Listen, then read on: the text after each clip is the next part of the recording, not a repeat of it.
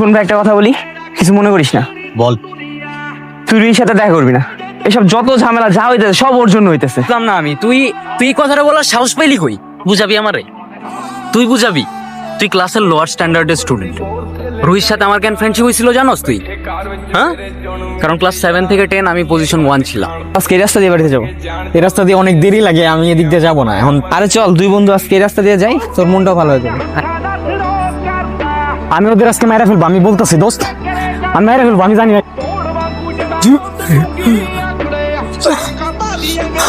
নাফিস কি করতেছিস তুই? মার।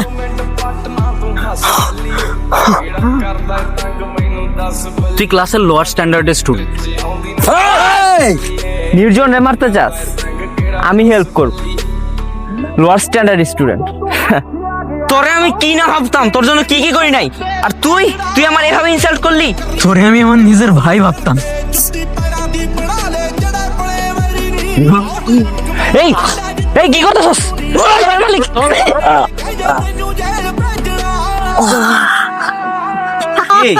মারছিলি না? হ্যাঁ, মারছিলি না? আমাদের শহরে এসব ঘটনা নতুন না। ইভেন কিশোরদের মধ্যে ক্ষমতার প্রভাব করাটা প্রতিদিন বেড়েই চলছে।